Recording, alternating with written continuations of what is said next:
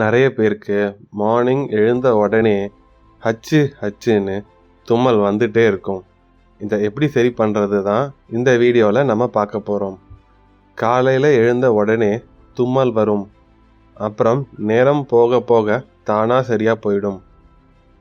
ஆனால் மறுபடியும் அடுத்த நாள் காலையில் தும்மல் வரும். அதில் சில பேருக்கு இது உடனே சரியாகாமல் நாள் ஃபுல்லாக இது கண்டினியூ ஆகவும் செய்யும். மூக்கடைப்பு, மூக்கில் இருந்து நீர் வடிகிறது, கண் எரிச்சல், கண்ணுலேருந்து தண்ணி வடிகிறது போன்ற சிம்டம்ஸ் இருக்கும். தும்மல் வரதுக்கு மெயினான காரணம் அலர்ஜி. இதுக்கு பேர் அலர்ஜிக் rhinitisன்னு சொல்லுவாங்க.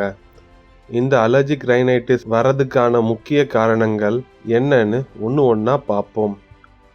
போலன், இது எல்லா பூக்கள்லையும் குட்டியாக இருக்கும். காற்றுல பரவி இது அலர்ஜி உண்டாக்கும். இது காலை நேரமில் அதிகமாக இருக்கிறனால அலர்ஜி காலையில் வர வாய்ப்புகள் அதிகம். அடுத்த காரணம் டஸ்ட் மைட்ஸ். இது கண்ணுக்கு தெரியாது, ஆனால் நம்ம பெட்லையும் பெட்ஷீட்லையும் தலைகாணிலையும் இருக்கும். இதனால் நமக்கு அலர்ஜி வந்து தும்மல் வரலாம். அடுத்து நம்ம வீட்லையோ வீடு கிட்ட இருக்கிற பெட்ஸ்னால கூட அலர்ஜி வரலாம். நாய், பூனை, சில பறவைகள் கிட்ட இருந்து காற்றுல பறக்கும் முடி, கழிவுகளால் நமக்கு அலர்ஜி வரும். காற்றுல இருக்கிற பொல்யூஷன், டஸ்ட்டு, ஃபங்கஸ் எல்லாம் கூட அலர்ஜி காஸ் பண்ணலாம். நெக்ஸ்ட்டு வாசோமோட்டார் ரைனைட்டிஸ்னு இன்னொரு டைப் இருக்குது. இது காற்றுல டெம்பரேச்சர் சேஞ்ச்னால வருது.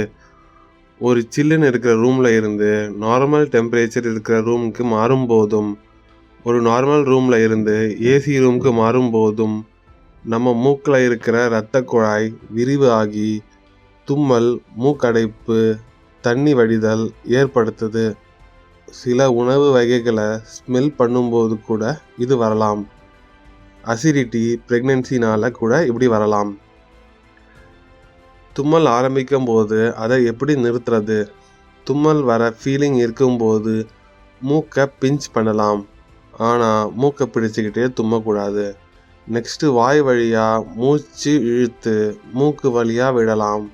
அப்படியே மூக்கை சிந்தி மூக்கில் இருக்கிற தூசி அண்ட் அலர்ஜன்ஸை வெளியில் தள்ளலாம். எப்படி தும்மல் வராமல் தடுப்பது? சூடான தண்ணி குடிக்கலாம், ஸ்டீம் இன்ஹலேஷன் பண்ணலாம். Bedsheet, pillow cover, curtains weekly once wash பண்ணுங்க. வேக்யூம் கிளீனர் யூஸ் பண்ணி வீடை சுத்தமாக வச்சுக்கணும். HEPA filter, HEPA filter, air purifier use பண்ணி வீட்டில் இருக்கிற காமன் அலர்ஜன்ஸை இது ஃபில்டர் பண்ணலாம். என்னென்ன டெஸ்ட் இருக்குது? அலர்ஜி டெஸ்ட்டில் அலர்ஜி ஏற்படுத்தக்கூடிய எல்லா வித காமன் அலர்ஜன்ஸும் உடம்புல வேறு இடத்துல மார்க் பண்ணி ஸ்கின்ல இன்ஜெக்ட் பண்ணப்படுது. எந்த அலர்ஜனுக்கு பாசிட்டிவ் வருதோ அதை அவாய்ட் பண்ணால் தும்மல் வராமல் இருக்கும். இந்த அலர்ஜி சரியாக என்னென்ன சாப்பிடலாம்? கருஞ்சீரகம்க்கு அலர்ஜி சரி பண்ணக்கூடிய சக்தி இருக்குன்னு ரிசர்ச்சில் சொல்லியிருக்காங்க. வெங்காயம், மீன், மஞ்சள், தக்காளி, இஞ்சி, விட்டமின் C இருக்கும் உணவுகள்.